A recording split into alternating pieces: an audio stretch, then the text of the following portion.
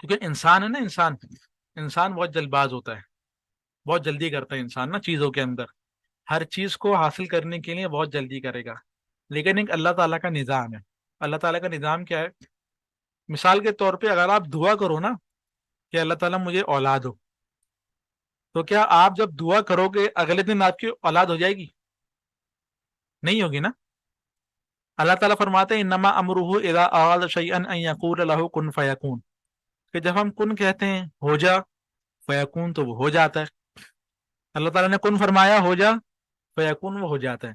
آپ نے بھی دعا مانگی اللہ تعالیٰ مجھے اولاد ہو، اللہ تعالیٰ نے دعا قبول فرما لی، لیکن اولاد کب ہوگی؟ کچھ ٹائم بعد۔ ایسا نہیں کل اولاد ہو جائے گی آپ کے، کچھ ٹائم بعد، سال، 8 مہینے، 9 مہینے، 10 مہینے، 1.5 سال، 2 سال، اللہ تعالیٰ کی جب مرضی دعا قبول آپ کی ہو گئی ہے۔ لیکن کیا اس کو اللہ تعالیٰ، کیونکہ چیزوں کو دنیا دار الاسباب ہے نا، اسباب کے تحت چیزوں کو کرتے ہیں اللہ تعالیٰ نا، تو فوراً اولاد نہیں ہوگی، کچھ ٹائم بعد اولاد ہوگی۔ صحیح۔ اللہ تعالیٰ نے اگرچہ دعا قبول فرما لی، لیکن کب ہوگی؟ کچھ ٹائم بعد۔ اسی طرح آپ لوگ یہاں پہ سیکھ رہو، آپ نے دعا کری اللہ تعالیٰ ہمیں سکھا دے، لیکن یہ تھوڑی کہ آپ کو اگلے دن آپ کو فوراً آ جائے گا، ایک دن کے اندر، چند دنوں کے اندر آپ کو فوراً آ جائے گا، ٹائم لگے گا۔ صحیح۔ ہمیں کیا کرنا ہے؟ ہمیں صبر رکھنا ہے۔ دیکھیں، کوئی بھی چیز آپ نے کرنی ہے نا، اس کے کرنے کے اندر 3 چیزوں کا خیال رکھنا چاہیے۔ کتنی چیزوں کا؟ 3 چیزوں کا۔ پہلی چیز کہلاتی ہے دعا۔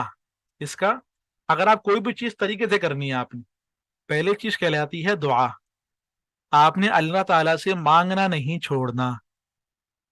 صحیح۔ اللہ تعالیٰ سے مانگنا نہیں چھوڑنا، آپ نے مانگتے رہنا ہے، ایک کام یہ۔ دوسری چیز کہلاتی ہے سبب۔ آپ نے اس کام کو کرنے کے جو اسباب ہیں نا، جو طریقہ کار ہے، آپ نے اس کو اختیار کرنا ہے۔ صحیح۔ مثال کے طور پہ دعا کر لی کہ اولاد ہو، اب شادی بھی کر لو۔ صحیح۔ تو ایک کام یہ کہ سبب، تیسرا کام ہے صبر۔ صحیح۔ تیسرا کام کیا ہے؟ صبر۔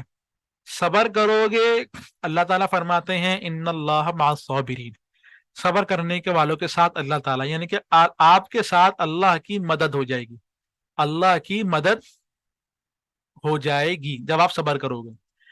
اسباب اختیار کرو گے، اسباب اختیار کرنا نبی علیہ الصلوۃ والسلام کی سنت ہے۔ آپ صلی اللہ علیہ وسلم میدان کے اندر جب جاتے تھے تلوار لے کے جاتے تھے، بغیر تلوار کے نہیں جاتے تھے۔ تلوار کیا ہے؟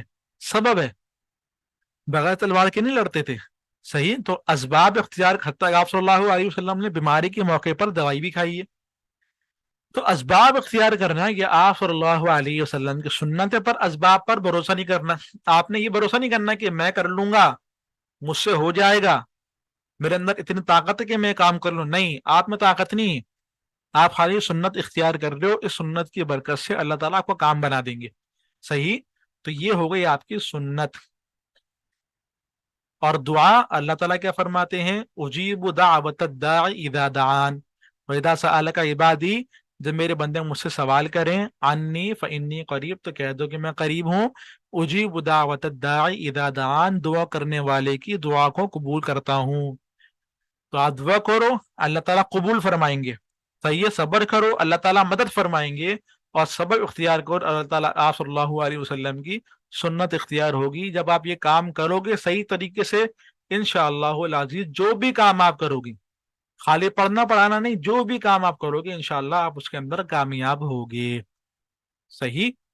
تو یہ بات اس لیے میں کہہ رہا ہوں کہ بعض طلبہ بہت جلد باز ہوتے ہیں، کب آئے گا، کتنے ٹائم میں آئے گا، ابھی تو ہمیں نہیں آ رہا، ہم تو محنت سے پڑھ رہے ہیں، وغیرہ وغیرہ۔ صبر کرنا ہے، اتنی جلدی نہیں کرنی۔ صحیح۔ اسباب اختیار کرنا ہے، طریقے سے پڑھنا ہے، دعا کرنی ہے کہ اللہ تعالیٰ ہمیں سکھا دے، ہم کمزور ہیں، ہمیں نہیں آتا۔ صحیح۔ تو ان چیزوں کا خاص خیال رکھنا ہے۔ تو ہم پڑھ رہے تھے، نحاف کا سبق تو ہمارا ہو گیا، صرف کا سبق ہمارا آج ہے، اور اس کے اندر ہمیں سیکھنا ہے وزن نکالنے کو۔